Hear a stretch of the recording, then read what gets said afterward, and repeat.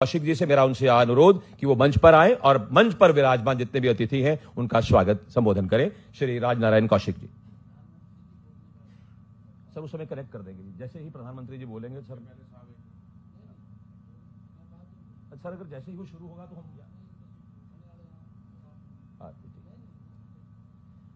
हमारे माननीय मुख्यमंत्री जी की तरफ से एक आग्रह भी है और मुझे भी इन्होंने निर्देश किया है कि हम मंच पर देख पा रहे हैं जैसे ही हमारे देश के माननीय प्रधानमंत्री जी संबोधन उद्बोधन और अपने विचार रखने के लिए उपस्थित होंगे तो हमारा कार्यक्रम जिस भी अवस्था में है हम उसको कुछ क्षण के लिए रोक देंगे और अपने देश के प्रधानमंत्री की भावनाओं को सुनेंगे। ऐसा आदेश और निर्देश मंच की तरफ से भी है, माननीय मुख्य अतिथि की तरफ से भी है। लेकिन मैं औपचारिक हमारे यहाँ क्योंकि निदेशक विभाग जो हमारा कृषि विभाग जो है किसान कल्याण विभाग है वो इस कार्यक्रम का आयोजक है, तो मैं आमंत्रित करूंगा दोबारा से कि हमारे निदेशक साहब यहाँ आए श्री राजनारायण कौशिक जी और अतिथियों का सम्मान करें।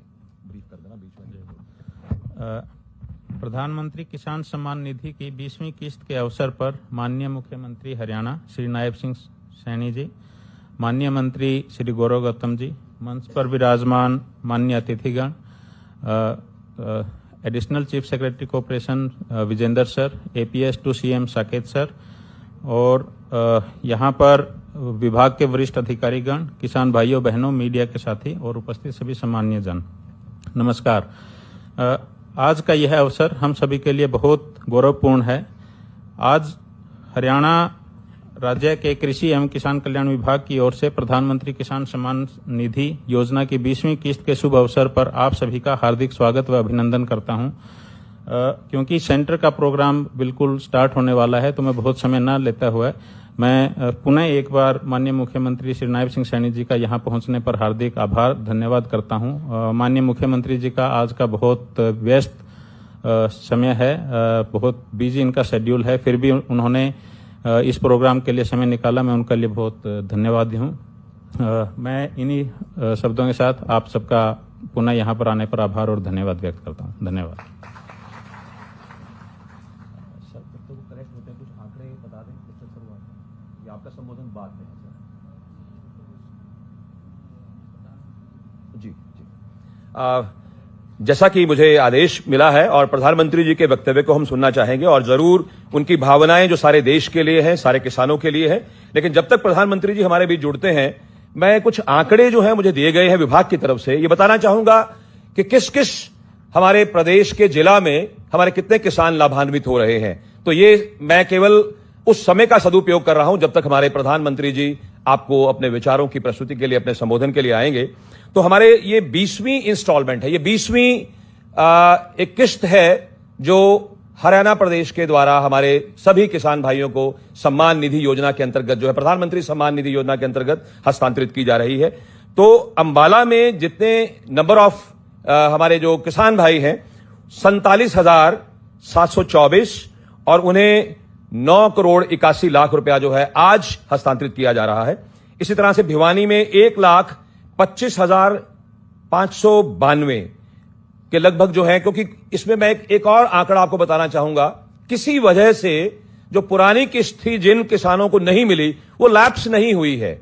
तो मेरे पास 2 अलग अलग आंकड़े हैं, एक वो कि जो इस बार के वर्तमान राशि है और अगर किसी वजह से कोई टेक्निकल रीजंस की वजह से अगर किसी किसान भाई की किसी किसान बहन की वो राशि अगर हस्तांतरित नहीं हो गई उसको समायोजित करके इस माह में पिछली राशि के साथ भी दिया जा रहा है। तो आंकड़ा कुछ बढ़ा हुआ है। तो मैं आपको वो सारे जितने भी बेनिफिशियरीज हैं, वो किसान बहनें, वो किसान परिवार जिनको ये राशि डिस्ट्रिक्ट वाइज दी जा रही है, मैं वो आपको बताता हूं।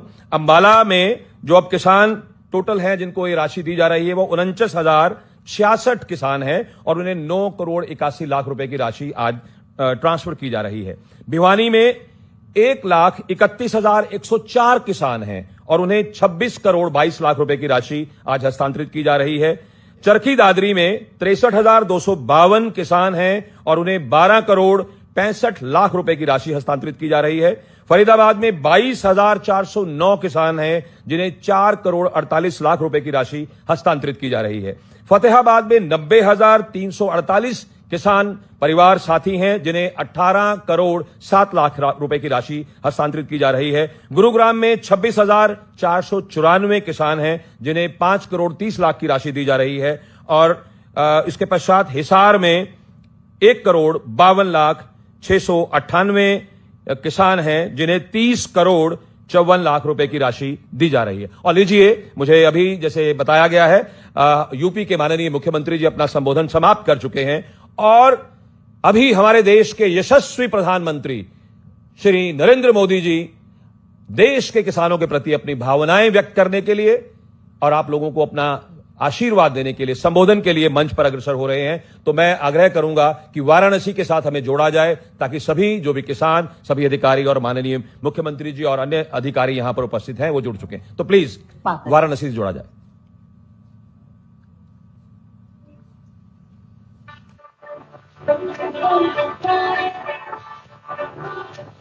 जोरदार तालियों से माननीय प्रधानमंत्री जी अभिवादन बंद।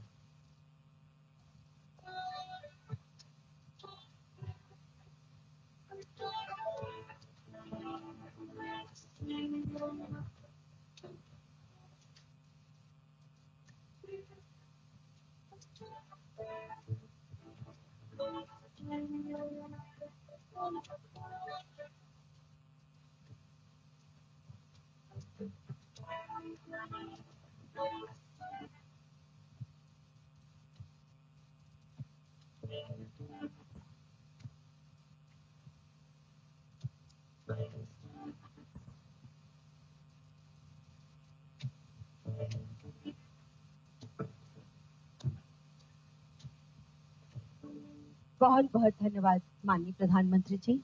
और इन योजना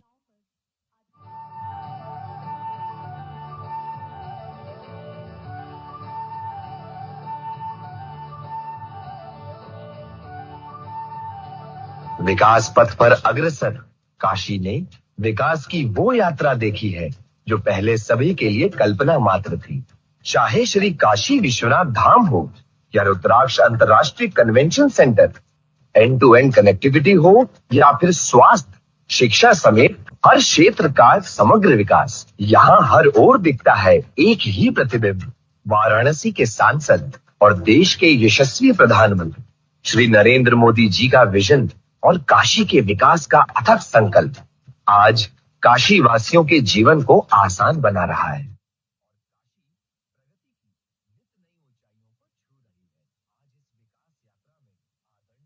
प्रधानमंत्री जी द्वारा वाराणसी को 2100 करोड़ से अधिक लागत की 50 से अधिक परियोजनाओं के शिलान्यास एवं लोकार्पण से समृद्ध किया जा रहा है। काशी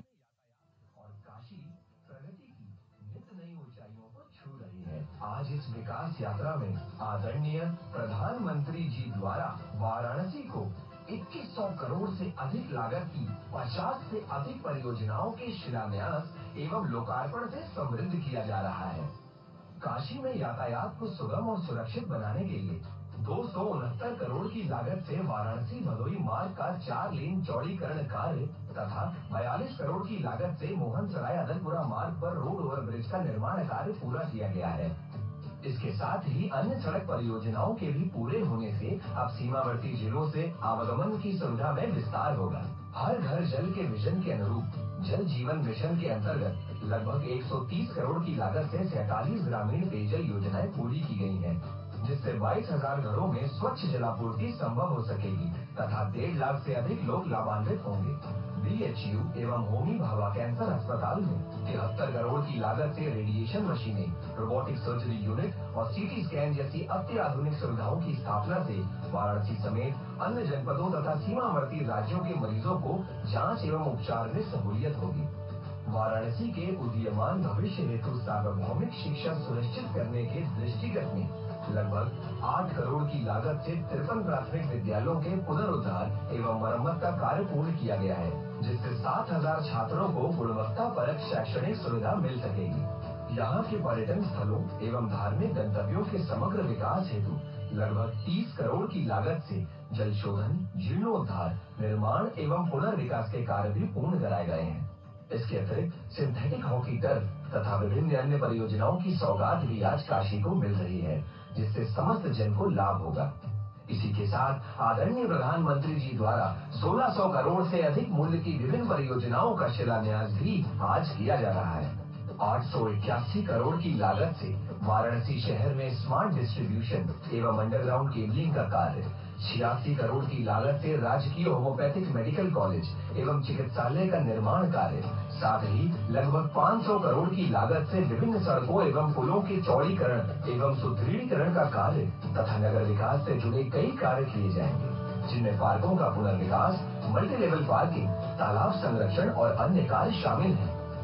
ये है काशी का नवनिर्माण, संकल्प के साथ सिद्धि भी।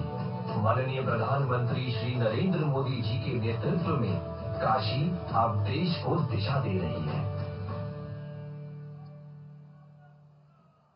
बहुत बहुत धन्यवाद माननीय प्रधानमंत्री जी। ये थी एक करती हूँ कि प्रधानमंत्री किसान सम्मान निधि की 20वीं किश्त के अंतर्गत 9.70 करोड़ से अधिक किसानों को 20,500 करोड़ से अधिक की धनराशि बटन दबाकर सीधे उनके खाते में हस्तांतरित करने की कृपा करें। बहुत जोरदार तालियों से माननीय प्रधानमंत्री से करती हूँ आभार।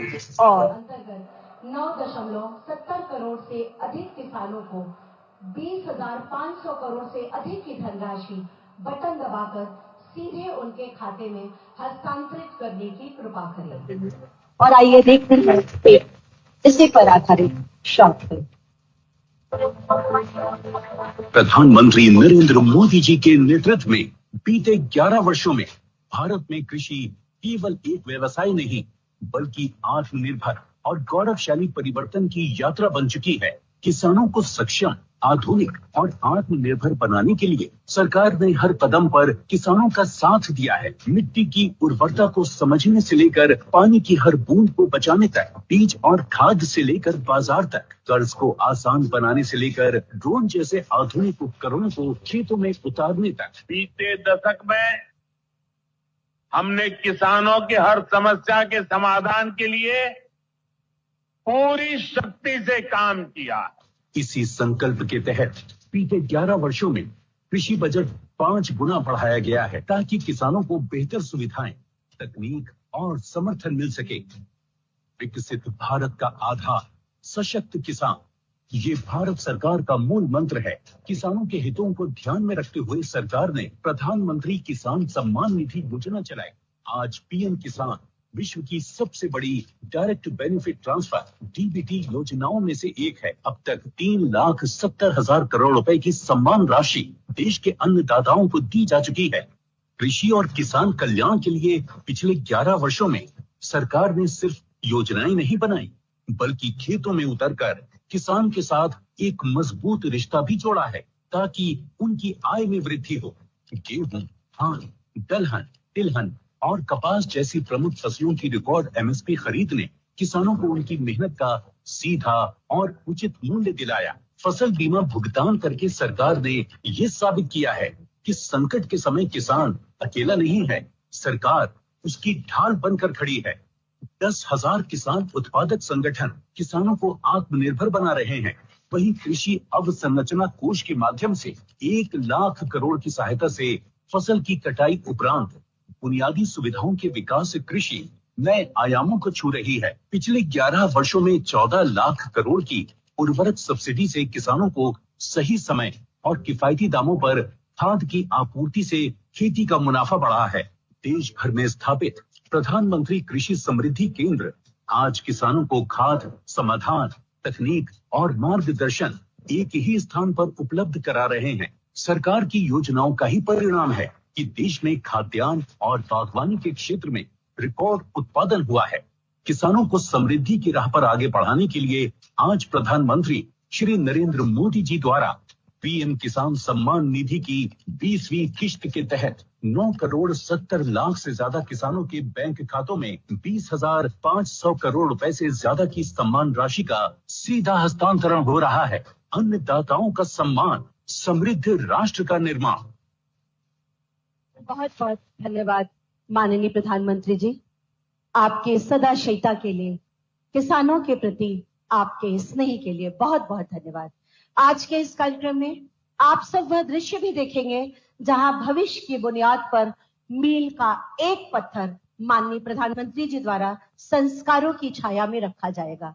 जी हाँ, पिछले 2 वर्षों से लगातार काशी में काशी सांसद प्रतियोगिताएं आयोजित की जाती रही हैं। इस वर्ष भी ये प्रतियोगिताएं काशी में आयोजित होंगी। मैं माननीय प्रधानमंत्री जी से सादर निवेदन करती हूं कि प्रतियोगिताओं से संबंधित वेबसाइट, रजिस्ट्रेशन पोर्टल व QR कोड का अनावरण बटन दबाकर अपने कर कमलों से करने की कृपा करें।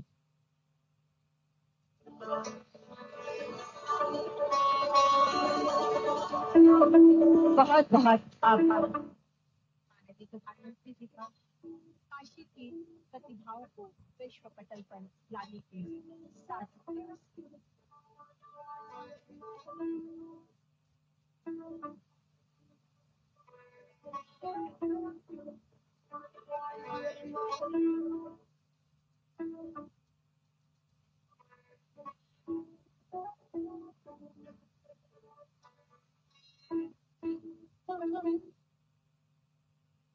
बहुत बहुत धन्यवाद माननीय प्रधानमंत्री जी। आज इस कार्यक्रम में भारत सरकार की एजिट राष्ट्रीय वयोश्री योजना तथा हुडको व IDBI बैंक के CSR सेंसिटिव यानी CSR इंसेंटिव के अंतर्गत काशी के 2000 से अधिक दिव्यांगजनों को एलिम्को द्वारा विशेष डिजाइन किए गए सहायक उपकरण माननीय प्रधानमंत्री जी की उपस्थिति में प्रदान किए जा रहे हैं। इनमें से कुछ लाभार्थियों को मैं मंच पर आमंत्रित करते हुए सादर अनुरोध करती हूं माननीय प्रधानमंत्री जी से कि इन्हें अपने कर कमलों से इनके सहायक उपकरण प्रदान कर आशीर्वाद प्रदान करें। सबसे पहले मंच पर आ रही हैं सुश्री बबली कुमारी। बबली कुमारी दृष्टि बाधित छात्रा हैं। इन्हें माननीय प्रधानमंत्री जी अपने कर कमलों से लो विजन चश्मा प्रदान करेंगे, जिससे उसको उसकी शिक्षा और दीक्षा में कोई कठिनाई ना हो। इससे पहले वो ब्रेल किट के द्वारा अपनी पढ़ाई का कार्य किया करती थी, लेकिन इस चश्मे के माध्यम से यह कार्य उसके लिए और सरल हो जाएगा, दैनिक जीवन उसके लिए और सरल हो जाएगा। मंच पर बबली कुमारी को आशीर्वाद देते माननीय प्रधानमंत्री जी बहुत स्नेह से उससे वार्ता करते, उससे समझते कि इस चश्मे के बाद उसे जोरदार तालियों से जीवन उसके लिए और सरल हो जाएगा। मंच पर बबली कुमारी को आशीर्वाद देते माननीय प्रधानमंत्री जी बहुत स्नेह से उससे वार्ता करते, उससे समझते इस चश्मे के बाद उसे कैसी अनुभूति हो रही है। बहुत जोरदार तालियों से हम माननीय प्रधानमंत्री जी का अभिवादन करते हैं, उन्हें नमन करते हैं। इनके बाद मंच पर आ रहे श्री संतोष कुमार पांडे। श्री संतोष कुमार पांडे जी जो रग्बी व क्रिकेट के खिलाड़ी हैं, इन्हें स्पोर्ट्स व्हील चेयर प्रदान कर रहे हैं अपने कर कमलों से आशीर्वाद स्वरूप माननीय प्रधानमंत्री जी। इस स्पोर्ट व्हील चेयर के माध्यम से संतोष कुमार जी अपने खेल को और बढ़ा पाएंगे और अच्छी तरह से खेल के क्षेत्र में अपना और देश का नाम रोशन करेंगे। श्री संतोष कुमार पांडे जी। इनके बाद मंच पर आएंगे श्री विकास कुमार पटेल। श्री विकास कुमार पटेल भी क्रिकेट के खिलाड़ी हैं। इन्हें एक्टिव फोल्डिंग व्हील चेयर प्रदान कर रहे हैं अपने कर कमलों से माननीय प्रधानमंत्री जी। इस चेयर के माध्यम से इनके खेल को और इनके जीवन को दोनों को गति मिलेगी और दोनों में सरलता और सुगमता आएगी। इसके बाद वयोश्री, क्या बात है, बहुत जोरदार तालियां माननीय प्रधानमंत्री जी के लिए। और इसके बाद वयोश्री योजना के अंतर्गत मंच पर आ रहे श्री किशुन जी। श्री किशुन जी इन्हें श्रवण यंत्र प्रदान करेंगे अपने कर कमलों से माननीय प्रधानमंत्री जी, जिसमें कान की मशीन व वयोश्री किट है। इसके माध्यम से इनके लिए भी दैनिक जीवन सरल और सुगम होगा। उनसे पूछते, उनको बताते कि आप इससे सुनकर बताइएगा कैसा लग रहा है। और मंच पर इनके बाद आएंगी सीता कुमारी पाल।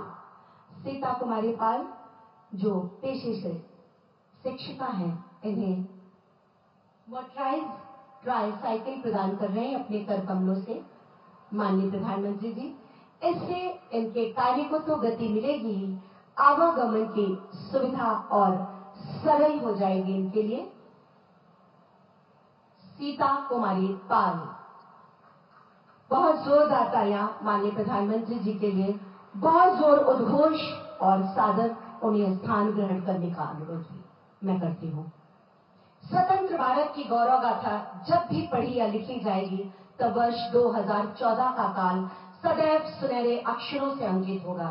यही वह वर्ष जब देश की बागडोर एक ऐसे युग पुरुष ने संभाली और तब से आज तक अनेक उपलब्धियां और उनके द्वारा तमाम राष्ट्रहित में लिए गए निर्णय कालजयी साबित हुए।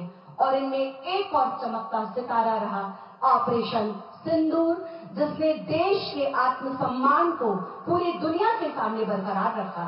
सभी 142 करोड़ भारतवासी, हम सबको आप पर गर्व है माननीय प्रधानमंत्री जी। आप मां भारती की आन बान और शान है। हम सबकी जोरदार तालियों और उद्घोष के बीच मैं आपसे सादर अनुरोध करती हूँ कि आज काशी के इस पावन भूमि पर सावन के इस पवित्र मास में हम सबको अपना आशीर्वाद दें, हमारा मार्ग प्रशस्त करें। माननीय प्रधानमंत्री जी।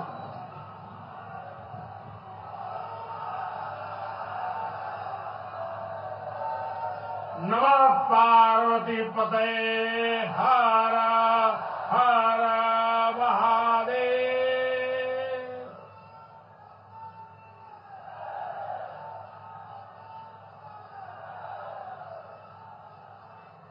सावन के पावन महीने में आज हमके काशी के हमरे परिवार के लोगन से मिले का अवसर मिलल है।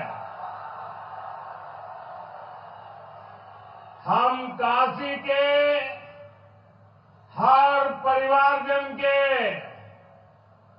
प्रणाम करत है।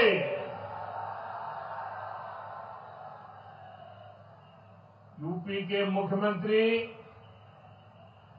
योगी आदित्यनाथ जी, डिप्टी सीएम केशव प्रसाद मौर्य जी,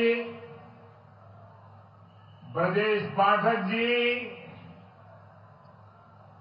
पटना से हमारे साथ जुड़े कृषि मंत्री शिवराज सिंह चौहान जी, देश के अलग अलग हिस्सों में जुड़े हुए सभी आदरणीय मुख्यमंत्रीगण, गवर्नर श्री, मंत्रीगण, यूपी सरकार के मंत्रीगण, यूपी भाजपा अध्यक्ष भूपेंद्र सिंह चौधरी जी, सभी विधायक एवं जनप्रतिनिधिगण और मेरे प्यारे किसान भाई और बहनों, और विशेष रूप से काशी के मेरे मालिक जनता जनार्दन,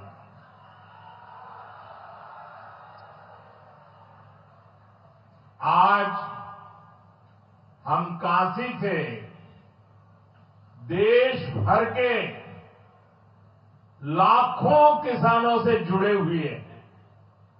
सावन का महीना हो, काशी जैसा पवित्र स्थान हो और देश के किसानों के साथ जुड़ने का अवसर हो, इससे बड़ा सौभाग्य क्या हो सकता है।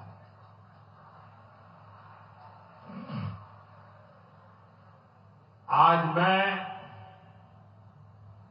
ऑपरेशन सिंदूर के बाद पहली बार काशी आया हूं।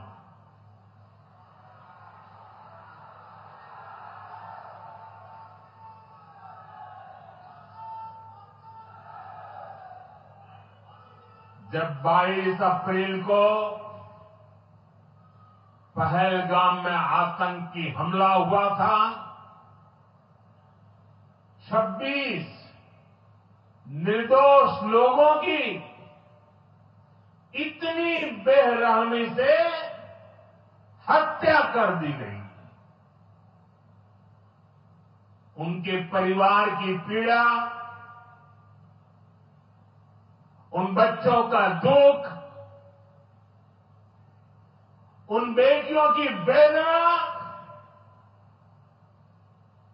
मेरा हृदय बहुत तकलीफ से भर गया था। तब मैं बाबा विश्वनाथ से यही मना रहा था कि सभी पीड़ित परिवारों को ये दुख सहने की हिम्मत दे। काशी के मेरे मालिकों, मैंने अपनी बेटियों के सिंदूर का बदला लेने का जो वचन दिया था,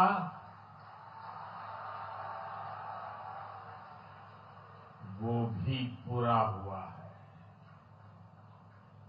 ये महादेव के आशीर्वाद से ही संभव हुआ है। मैं ऑपरेशन सिंदूर की सफलता को उनके चरणों में समर्पित करता हूं।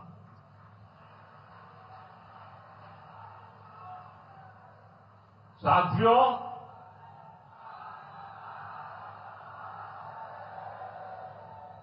इन दिनों जब काशी में गंगा जल लेकर जाते हुए शिव भक्तों की तस्वीरें जब देखने का अवसर मिल रहा है, दिव्य तस्वीरें, और खासकर सावन के पहले सोमवार को जब हमारे यादव बंधु बाबा का जलाभिषेक करने निकलते थे, गौरी केदारेश्वर से कंधे पर गंगा जल लेकर यादव बंधुओं का समूह, कितना मनोरम दृश्य होता है। डमरू की आवाज, गलियों में कोलाहल, एक अद्भुत भाव विश्व पैदा होता है।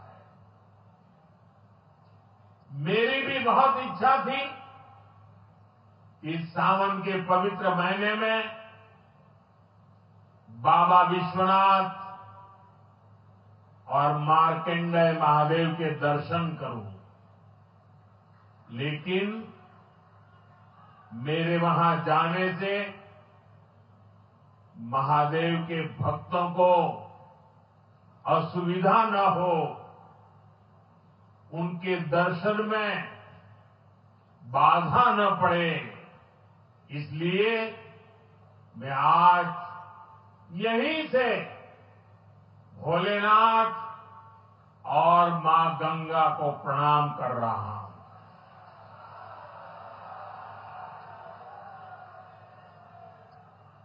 हम सेवापुरी के ई मंच से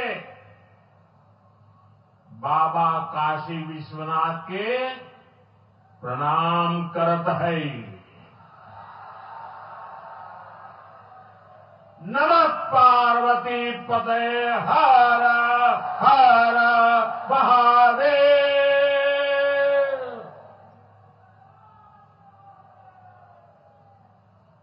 साथियों, कुछ दिनों पहले मैं तमिलनाडु में था। मैं वहां 1000 साल पुराने एक ऐतिहासिक मंदिर गया था, गंगईकोंडा चोलापुरम मंदिर। ये मंदिर देश की शैव परंपरा का एक प्राचीन केंद्र है। ये मंदिर हमारे देश के महान और प्रसिद्ध महान राजा राजेंद्र चोल ने बनवाया था। राजेंद्र चोल ने उत्तर भारत से गंगा जल मंगवाकर उत्तर को दक्षिण से जोड़ा था। 1000 साल पहले अपनी शिव भक्ति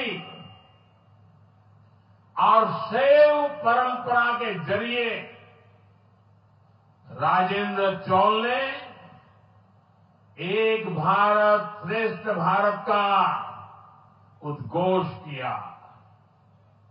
आज काशी तमिल संगमम जैसे प्रयासों के जरिए हम उसे आगे बढ़ाने का एक नम्र प्रयास कर रहे हैं। और मैं जब अभी गंगईकोंडा चोलापुरम गया तो मेरे लिए बहुत संतोष की बात है कि 1000 साल बाद आपके आशीर्वाद से मैं भी गंगा जल लेकर वहां गया था। मां गंगा के आशीर्वाद से बहुत ही पवित्र माहौल में वहां पूजा संपन्न हुई। गंगा जल से वहां जलाभिषेक करने का सौभाग्य प्राप्त हुआ। साथियों, जीवन में ऐसे अवसर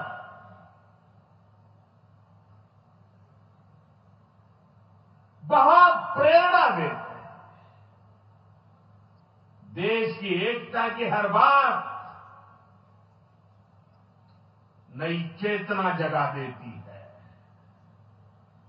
और तभी तो ऑपरेशन सिंदूर सफल होता है।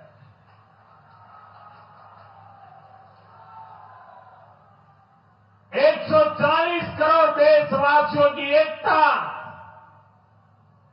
ऑपरेशन सिंदूर की ताकत बन जाती है। साथियों, ऑपरेशन सिंदूर जवानों के पराक्रम का वो पल और आज किसानों को प्रणाम करने का अवसर। आज यहां एक विराट किसान उत्सव का आयोजन हो रहा है। देश के 10 करोड़ किसान भाइयों बहनों के खातों में 21,000 करोड़ रुपए पीएम किसान सम्मान निधि के रूप में भेजे गए हैं। और जब काशी से धन जाता है ना, वो तो अपने आप प्रसाद बन जाता है।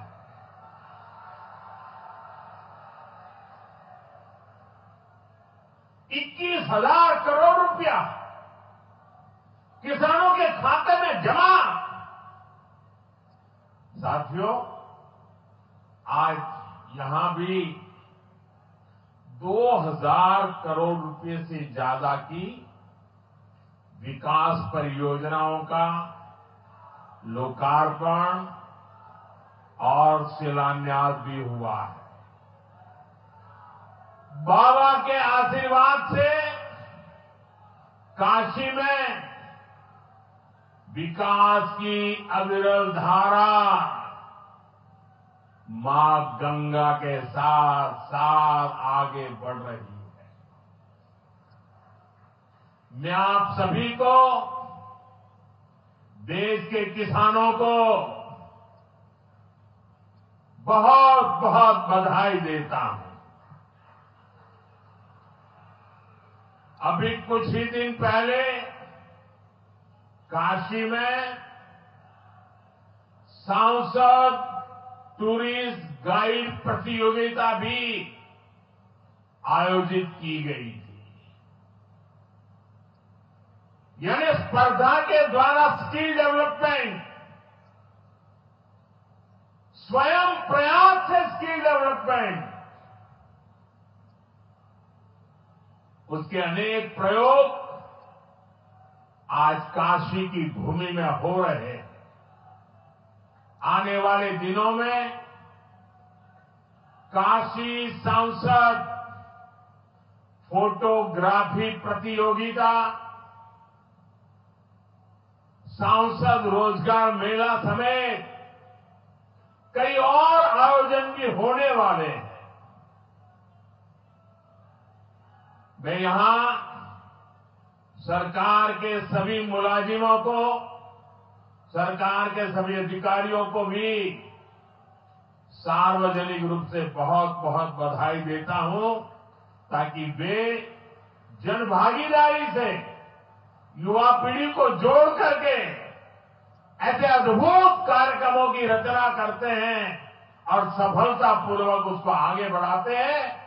इस काम में जुड़े हुए सभी अधिकारी भी बहुत बहुत बधाई के पात्र हैं। जो ये प्रतियोगिता में हिस्सा ले रहे हैं उनको भी मेरी बहुत बहुत शुभकामनाएं हैं। साथियों, हमारी सरकार निरंतर किसानों की खुशहाली के लिए काम कर रही है। पहले की सरकारों में किसानों के नाम पर हुई एक घोषणा भी पूरी होना मुश्किल होता था, लेकिन भाजपा सरकार जो कहती है वो करके दिखाती है। आज पीएम किसान सम्मान निधि सरकार के पक्के इरादों का उदाहरण बन चुकी है। भाइयों बहनों, आपको याद होगा 2019 में जब पीएम किसान सम्मान निधि शुरू हुई थी, तब सपा, कांग्रेस जैसे विकास विरोधी लोग, विकास विरोधी दल कैसी कैसी अफवाहें फैला रहे थे, लोगों को गुमराह कर रहे थे, किसानों को उलझन में डालते थे। कोई कहता था मोदी बड़े योजना लाया, लेकिन 2019 का चुनाव जाएगा ये सब बंद हो जाएगा। इतना ही नहीं, मोदी ने जो पैसा अभी जमा किया है ना, वो भी वापस निकाल देगा। कैसा झूठ बोलते हैं। और यही देश का दुर्भाग्य है कि निराशा की गर्त में डूबा हुआ विरोधी मानसिकता वाले लोग ऐसी ही झूठी सच्चाई को लेकर के जी रहे हैं। ये सिर्फ किसानों से, देश के लोगों से झूठ बोल सकते हैं। आप मुझे बताइए, क्या इतने वर्षों में कभी एक भी किस्त बंद हुई क्या? पीएम किसान सम्मान निधि बिना ब्रेक के जारी है। आज तक 4.25 लाख करोड़ रुपए, आंकड़ा याद रखना, 4.25 लाख करोड़ रुपए किसानों के खाते में भेजे जा चुके हैं। जरा आप मेरे साथ बोलेंगे कितने? 4.25 लाख करोड़। कितने? कितने? कितने? और ये 4.25 लाख करोड़ इतने रुपये किसके खाते में जमा किए? किसके खाते में जमा किए? मेरे किसान भाई बहनों के खाते में जमा किए। यहां यूपी के भी करीब 2.5 करोड़ किसानों को इसका लाभ मिला है। यूपी में किसानों को इस योजना के 90,000 करोड़ रुपए से ज्यादा भेजे गए हैं। इतना ही नहीं, मेरी काशी के किसानों को भी करीब करीब 900 करोड़ रुपए मिले हैं।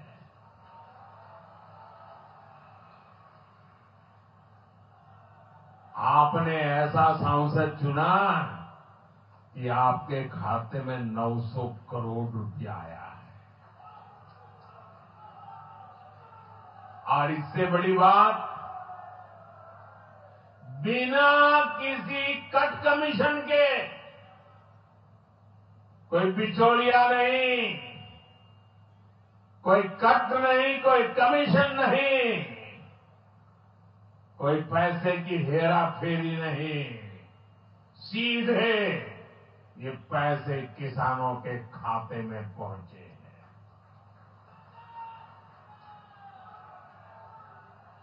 और मोदी ने ये परमानेंट व्यवस्था बना दी है। ना लीकेज होगी, न गरीब का हक छीना जाएगा। साथियों, मोदी के विकास का मंत्र है, जो जितना पिछड़ा उसे उतनी ज्यादा प्राथमिकता। जो जितना पिछड़ा उसे ज्यादा प्राथमिकता। इस महीने केंद्र सरकार ने एक और बड़ी योजना को मंजूरी दी है।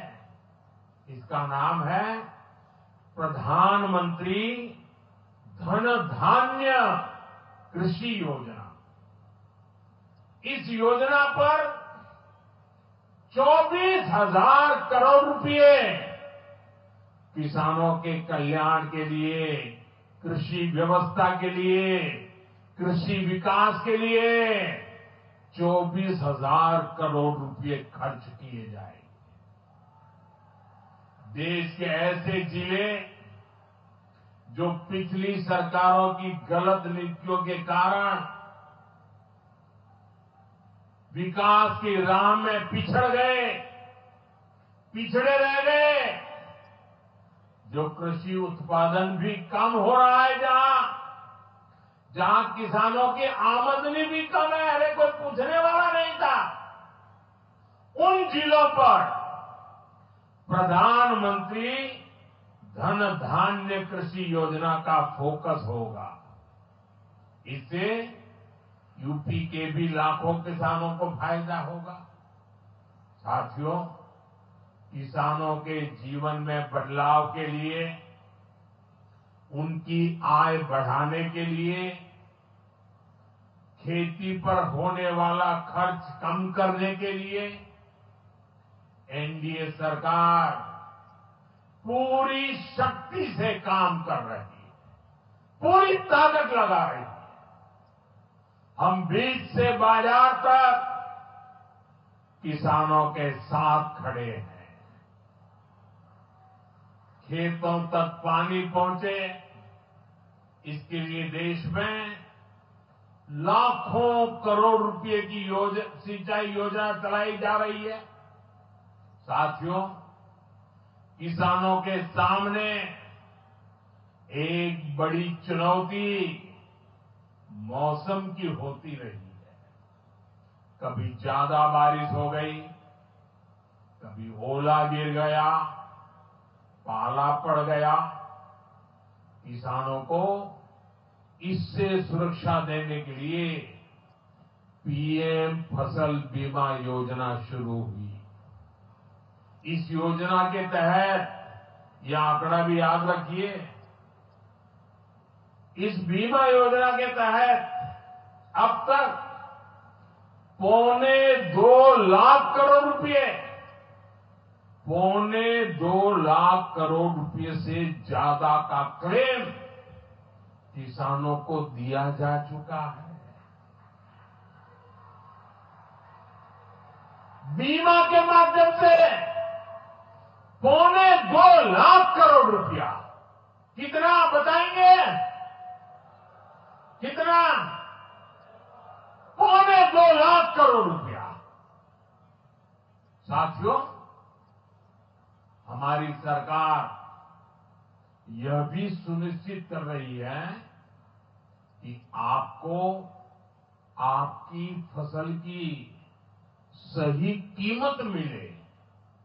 इसके लिए फसलों की एमएसपी में रिकॉर्ड वृद्धि हुई है। धान और गेहूं जैसी प्रमुख फसलों की एमएसपी भी बढ़ाई गई है।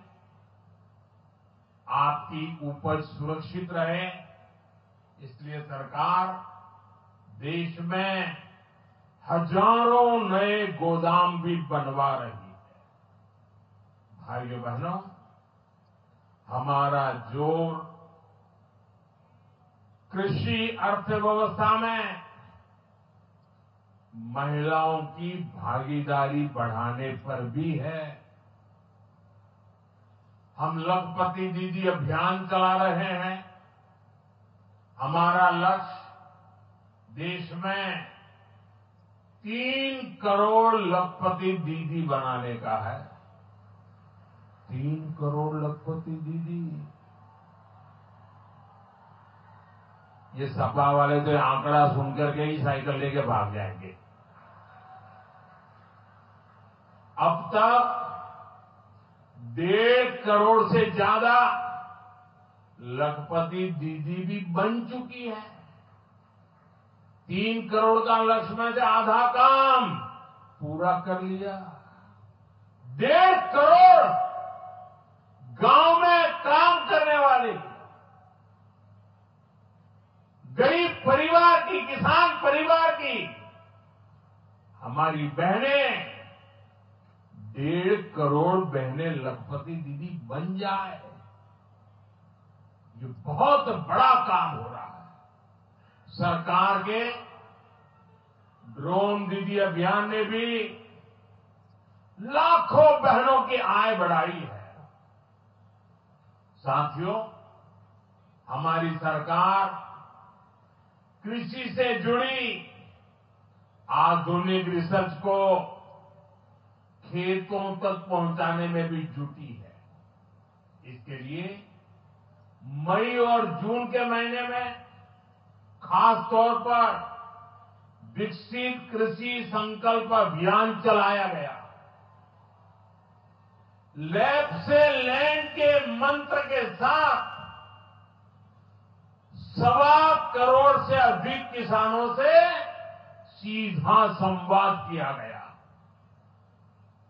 हमारे देश में माना गया है और यह व्यवस्था भी है कि कृषि ये राज्य का विषय है और सही भी है, लेकिन इसके बावजूद भी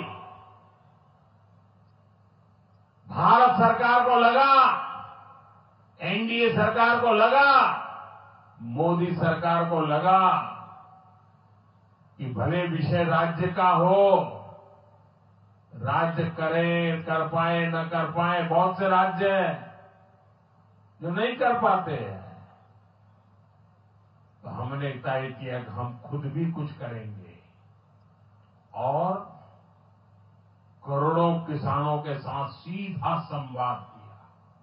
साथियों, केंद्र सरकार की योजनाओं का लाभ आप सभी तक निरंतर पहुंचता रहे, इस दिशा में आज मुझे आपके साथ एक अहम जानकारी साझा करनी है और उसमें मुझे आपकी मदद भी चाहिए। यहां बैठे हुए लोगों की भी मदद चाहिए।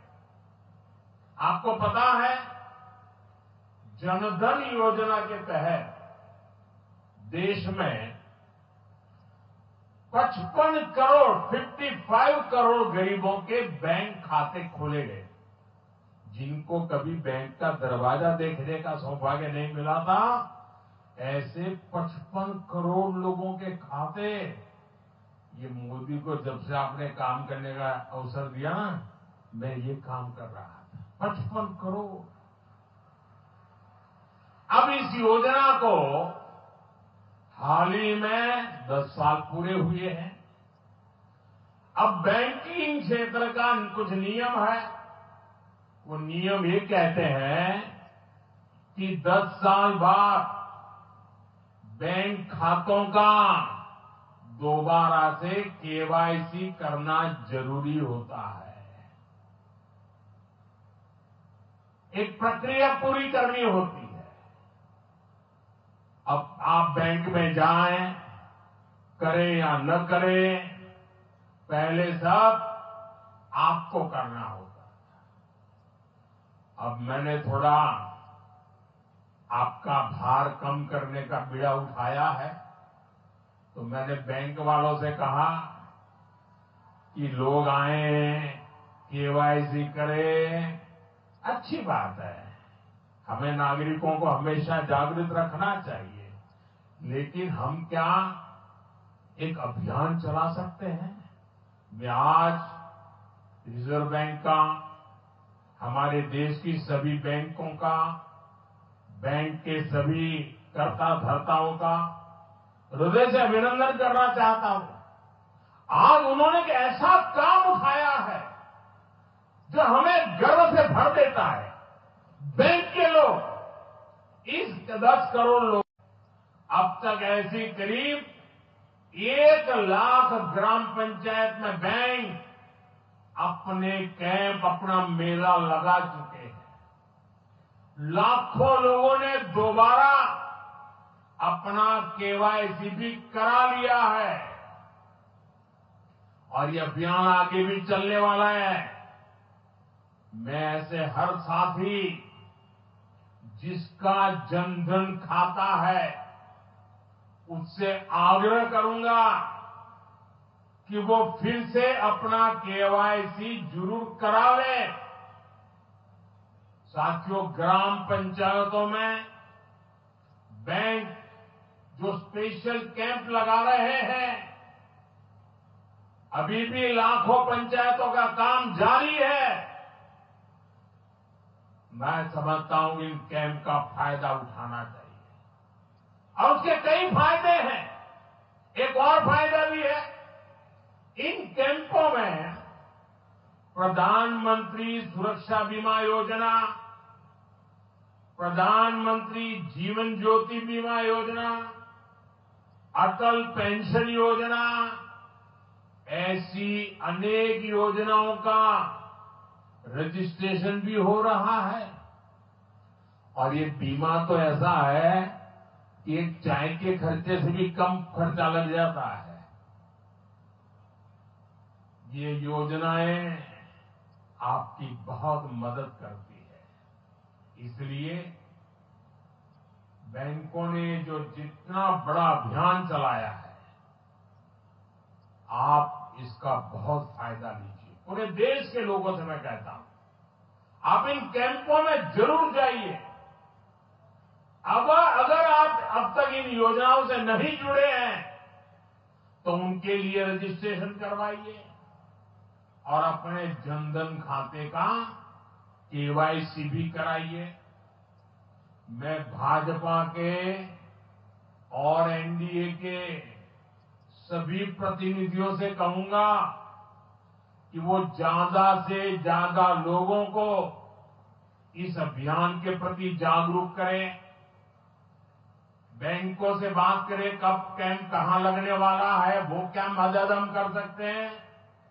हम सामने से होकर बैंकों के इतने बड़े काम में हाथ बटाएं, उनको मदद करें और ज्यादा से ज्यादा लोगों को, जहां भी कैंप लगता है उस इलाके के लोगों को इस अभियान से जोड़े। साथियों, आज महादेव की नगरी में विकास और जन कल्याण के इतने काम हुए, शिव का अर्थ ही होता है, शिव का मतलब ही ये है कल्याण। लेकिन शिव का एक रूप और भी है, शिव का एक रूप तो कल्याण है, शिव का दूसरा रूप है रुद्र रूप। सामने जब आतंक और अन्याय होता है तब हमारे महादेव रुद्र रूप धारण करते हैं। ऑपरेशन सिंदूर के दौरान दुनिया ने भारत का यही रूप देखा है। भारत पर जो वार करेगा वो पाताल में भी नहीं बचेगा।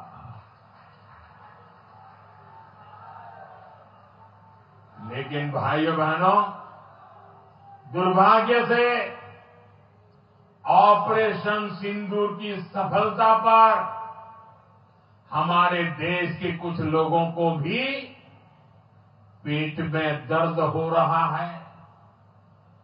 ये कांग्रेस पार्टी और उनके चेले चपाटे, उनके दोस्त इस बात को पचा नहीं पा रहे कि भारत ने पाकिस्तान के आतंकी ठिकानों को तबाह कर दिया। मैं मेरे काशी के मालिकों से पूछना चाहता हूं,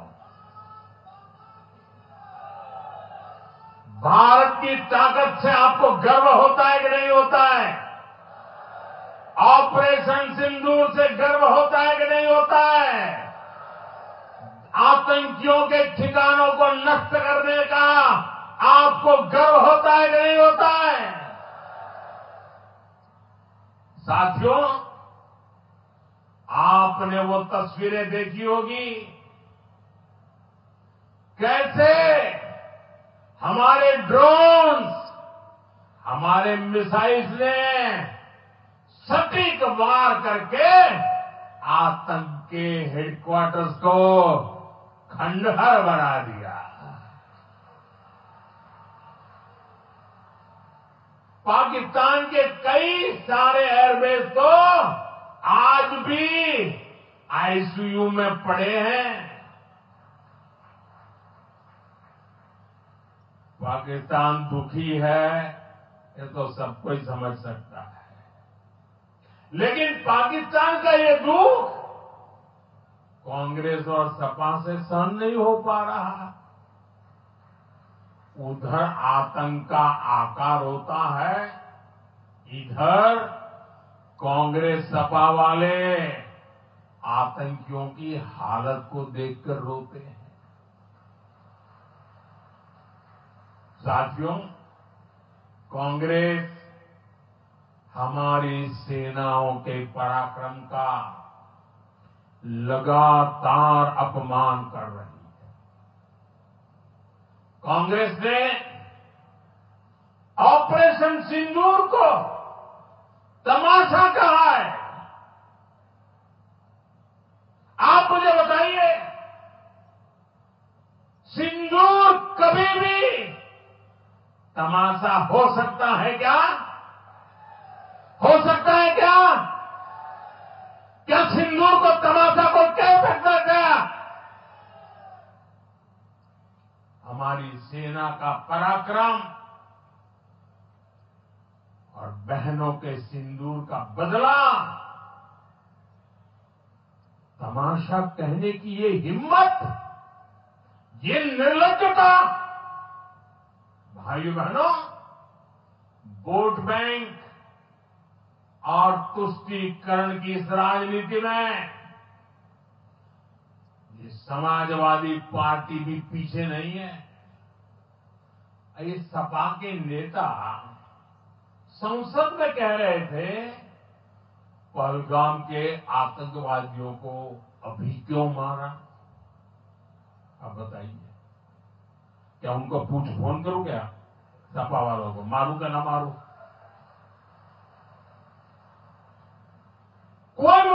भाई सामान्य बुद्धि से बताएं, क्या आतंकवादियों को मारने के लिए भी क्या इंतजार करना चाहिए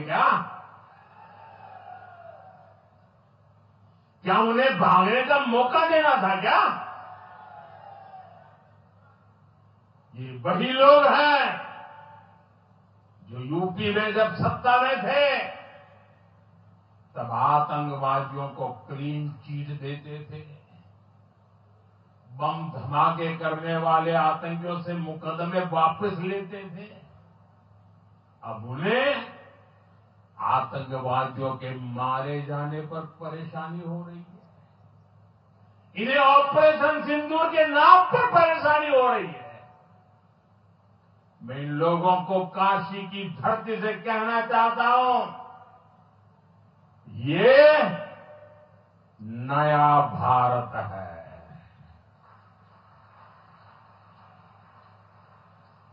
ये नया भारत भोलेनाथ को भी पूजता है और देश के दुश्मनों के सामने काल भैरव भी बन जाता है।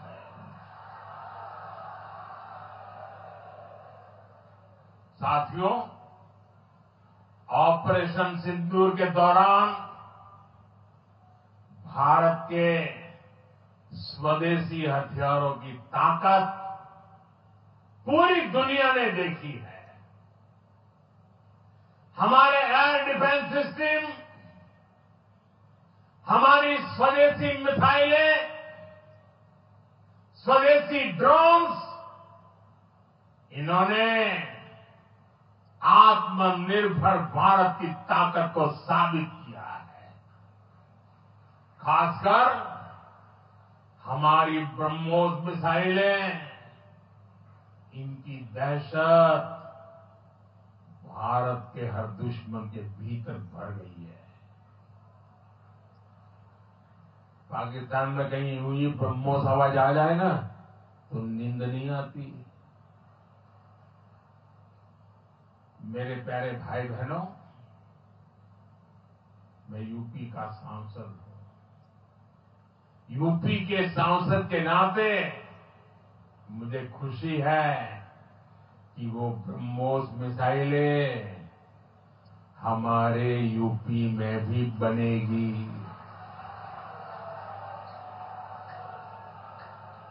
लखनऊ में ब्रह्मोस मिसाइल की मैन्युफैक्चरिंग शुरू हो रही है। यूपी डिफेंस कॉरिडोर में भी कई बड़ी डिफेंस कंपनियां अपने प्लांट लगा रही है। आने वाले समय में यूपी में बने हथियार, हिंदुस्तान के हर भाग में बने हथियार भारतीय सेनाओं की ताकत बनेंगे। मुझे साथियों बताइए, जब ये आत्मनिर्भर सैन्य शक्ति की बात सुनते हैं, आपको गर्व होता है कि नहीं होता है? जरा पूरी ताकत से हाथ ऊपर करके बताइए, आपको गर्व होता है कि नहीं होता है? गर्व होता है कि नहीं होता है? बोले हर हर महादेव। अगर पाकिस्तान ने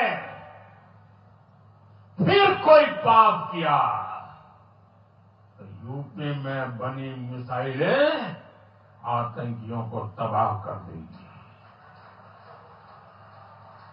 साथियों,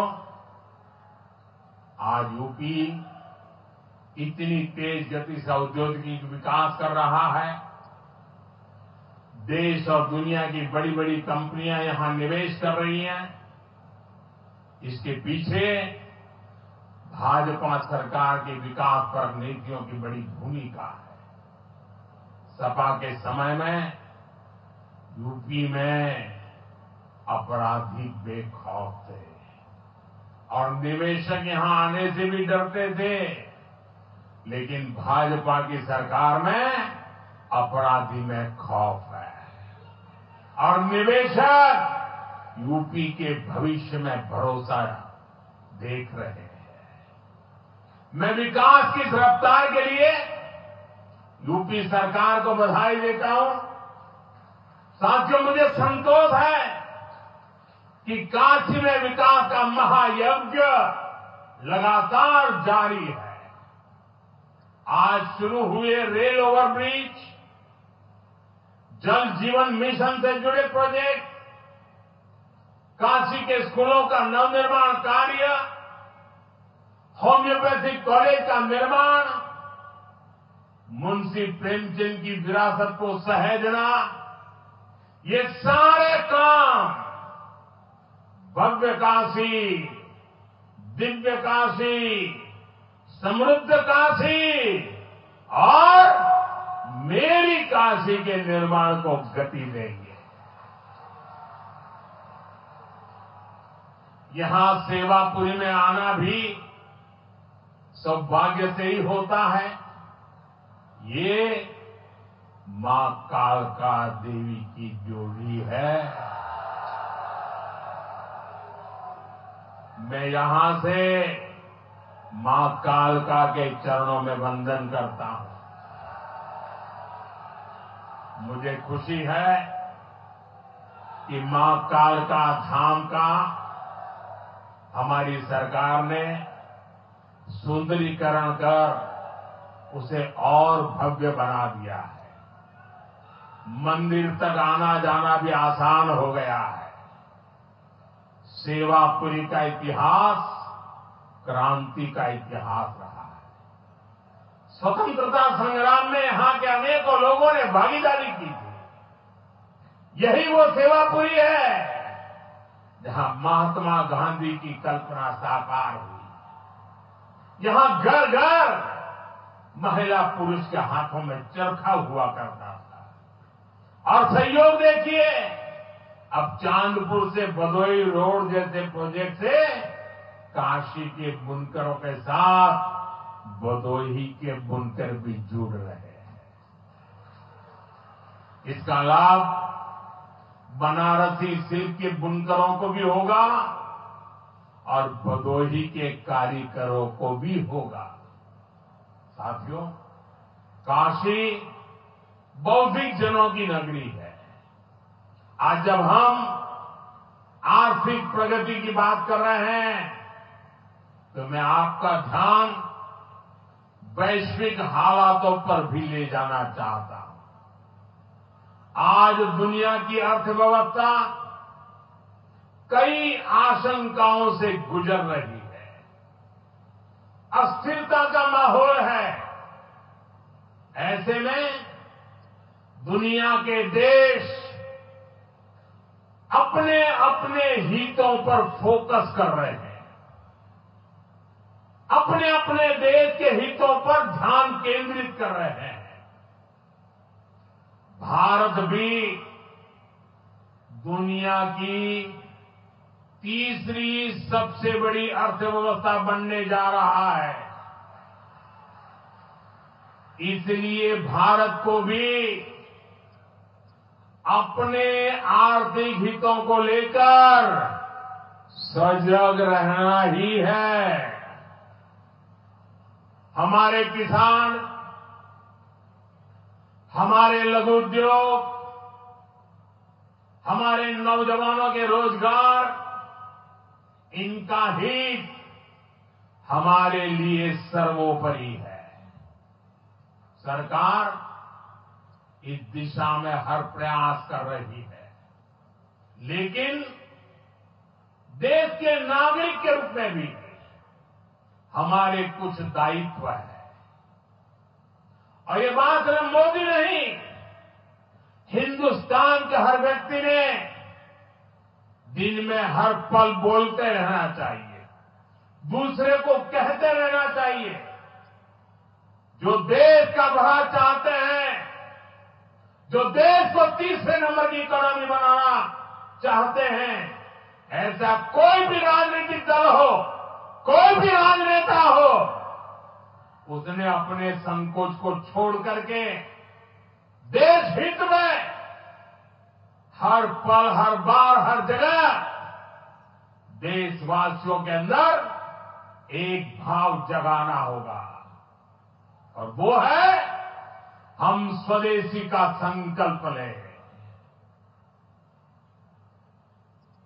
अब चीजों को खरीदेंगे?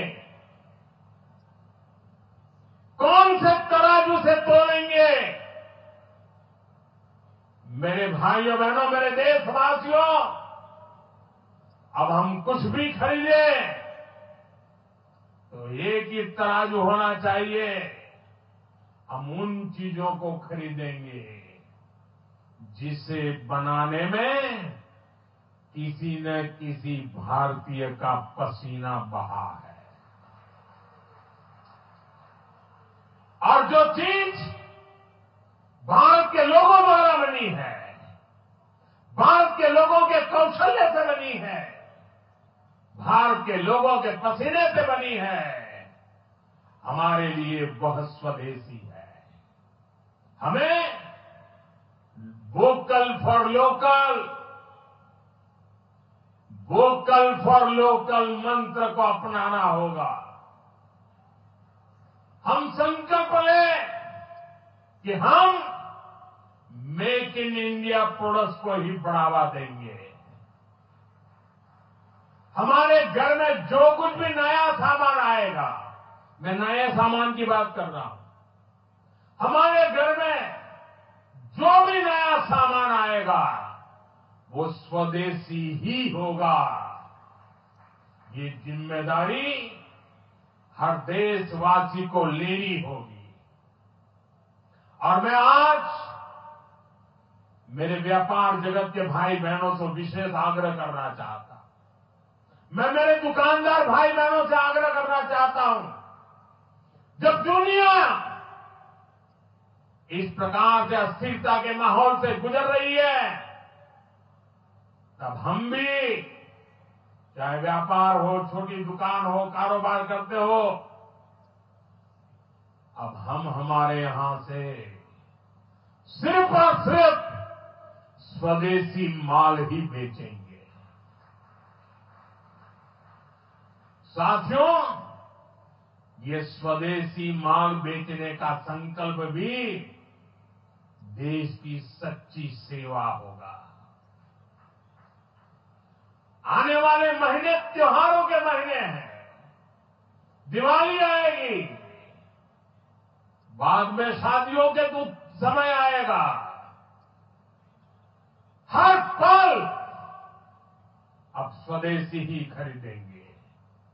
मैंने जब देशवासियों को कहा था मेड इन इंडिया, अब विदेशों में जाकर के शादियां कर करके देश का धन मत लुटाओ।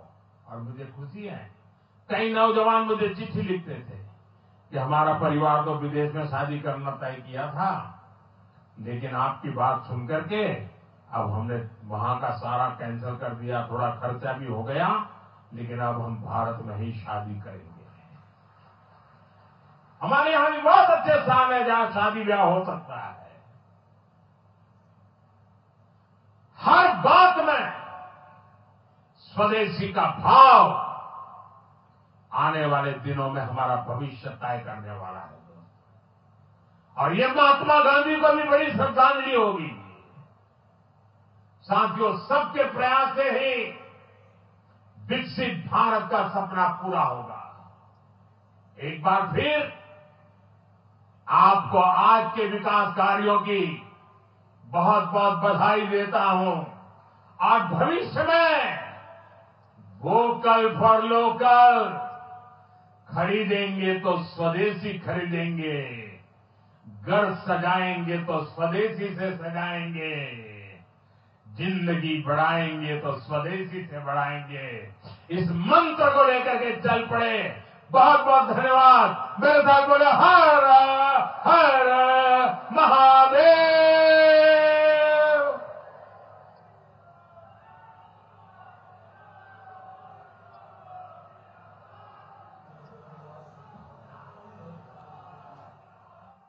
गंभीरता से हमारे प्रधानमंत्री जी की बात को सुना और विशेष रूप से मुख्यमंत्री जी की तरफ से आप सबका बहुत बहुत आभार और आगे भी आपका प्यार सरकार के प्रति बना रहे।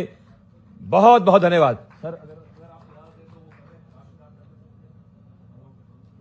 राष्ट्रगान मैं अपनी टीम से अनुरोध करूंगा। सभी लोगों को पहले भी आग्रह किया था कि हम राष्ट्र के प्रति अपना सम्मान जरूर व्यक्त करेंगे। 1 मिनट के लिए हम सभी स्थिर मुद्रा में खड़े होंगे और देश का राष्ट्रगान उसको सलाम। जनगण मन अधिनायक जय हे भारत भाग्य विधाता, पंजाब सिंध गुजरात मराठा द्राविड उत्कल बंगा, विंध्य हिमाचल यमुना गंगा उच्चल जलधि तरंगा, तव शुभ नामे जागे तव शुभ आशीष मांगे, गाहे तव जय गाथा। जन गण मंगलदायक जय हे भारत भाग्य विधाता, जय हे जय हे जय हे जय जय जय जय हे। भारत माता की, भारत माता की, भारत माता की। खाने के लिए आप अनाउंस कर रहे हैं? सभी किसान भाइयों से अनुरोध है कि वो